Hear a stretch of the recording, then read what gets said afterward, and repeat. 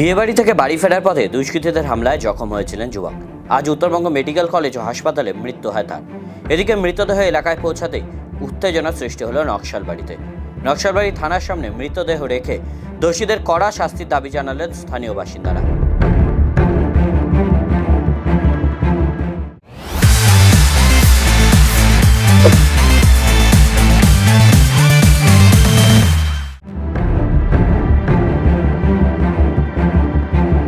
এছাড়াও নকশালবাড়ি পানি ট্যাঙ্কিগামী রাজ্য সড়ক অবরোধ করেও বিক্ষোভ দেখান বাসিন্দারা।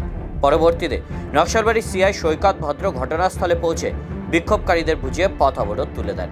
প্রসঙ্গত, গত মঙ্গলবার রাতে নকশালবাড়ির টুকরিয়া মোড়ের কাছে একটি বিয়েবাড়ি থেকে বাড়ি ফিরছিলেন শান্তিনগরের চাউমিন বিক্রেতা জয় বর্মন।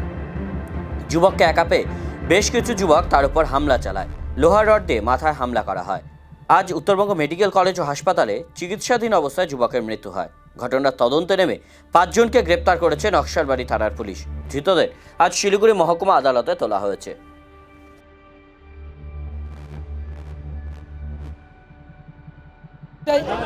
আমার ভাগনা বিয়ে বাড়ি ইনভাইট খেতে গিয়েছিল। ওখান থেকে খাওয়ার পথে এসে রাস্তার মধ্যে 10-12 জন অ্যাটাক করে ওর মাথার মধ্যে টায়ার লেবার দিয়ে আঘাত করার পর উনি একাই ছিল। তো ওরা 10-12 জন মিলে আঘাত করে টায়ার লেবার মাথার ভিতরে ঢুকিয়ে ওরা পালিয়ে যায়। তো আমরা পুলিশ প্রশাসনকে এটাই চাই, পুলিশ প্রশাসনের অনুরোধ আমাদের কাছে, দোষীদেরকে কর্তম সাজা হোক এবং ফাঁসির আমরা আবেদন করি। 5 জন গ্রেপ্তার করেছে, আরও কতগুলো লোক আছে, তো ওদেরকেও অবিলম্বে গ্রেপ্তার করা উচিত।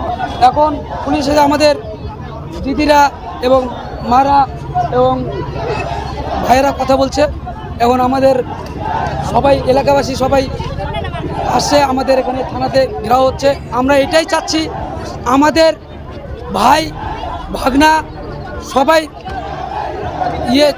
শান্ত ছেলে, ওর আমরা ন্যায্য বিচার চাই। আমি তো বিয়ে বাড়িতে আমি হয়তো জানি না কেন মারা হয়েছে। হয়তো ওখানে বিয়ে বাড়িতে ডিজে প্রোগ্রাম হয়তো চলছে, হয়তো তক্কা হইতেও পারে, ছেলেদের তক্কা থেকে হতে পারে। ওরা ছিল রাস্তার মধ্যে 10-12 জন, 10-12 জনের মধ্যে। তো ওরা ভাগনা বাড়িতে আসার পথে ওদেরকে আঘাত করা হয়েছে। আমার নাম অর্জুন বর্মন, আমি ওর মামা হব।